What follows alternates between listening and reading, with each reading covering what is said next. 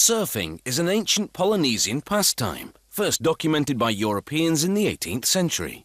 In the late 1920s, the sport spread from Hawaii to the beaches of California. Back then, surfboards were made from solid wood. Today, most are made from lightweight synthetic materials. Serious surfers have their boards custom-made and engineered for the types of waves they'll be riding. At this board's core is a piece of polyurethane foam with a wooden strip down the centre. The factory shaping specialist inspects the board and checks the foam for defects. If all is well, he cuts the board to the right length. Then he chooses a board-shaped template and traces it. Then he saws along his pencil line.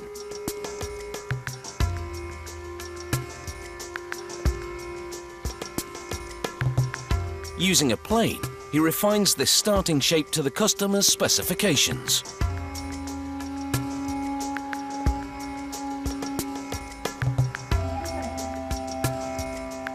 He checks to make sure everything's symmetrical. Next, he shapes the edges.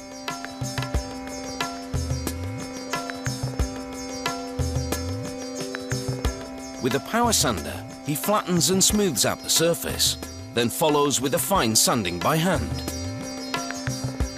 Before releasing the foam core to the next department, he checks the dimensions, thickness, contours, and the smoothness.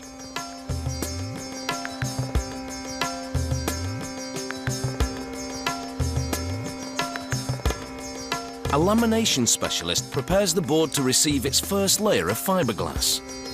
He masks the top, which is called the deck, to shield it from the resin he'll now apply to the bottom. He lays down the first fiberglass cloth, leaving an 8 cm overlap along the perimeter. Next, he spreads polyester resin all over the fiberglass cloth. The resin is tinted to whatever colour the customer ordered. He folds the overlap onto the deck. Then he grinds the corners flat. He flips the board deck side up and trims the overlap. Next, he covers the deck in 2 layers of fiberglass. In between them, he pours clear polyester resin. Then positions the company logos printed on rice paper. The resin soaks into the paper, embedding the logo into the board. Next is another layer of resin-coated fiberglass. Once that dries, yet another coat of resin is applied to both sides of the board.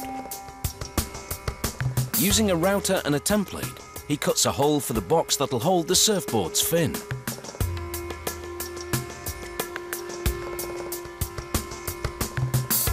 He fills the hole with black resin, then inserts the fin box.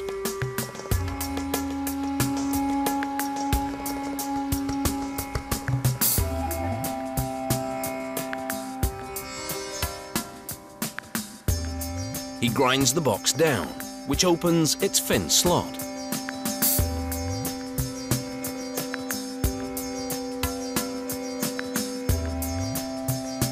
Then he gives the board an overall sanding to smooth the surface. Next stop is the paint room. The painter uses masking tape and an acrylic paint pen to decorate the surfboard with black pen lines.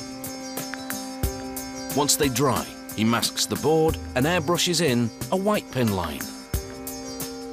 Once that is dry, he applies a finishing coat of resin over the entire board.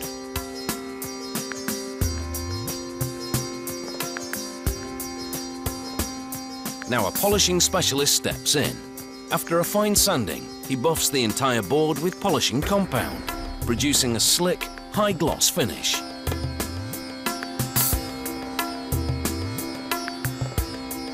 The factory ships the board to the surfboard shop, where the customer chooses a fin from the many models available. The fin screws into the fin box, and the board is ready to go. All you need is a wave.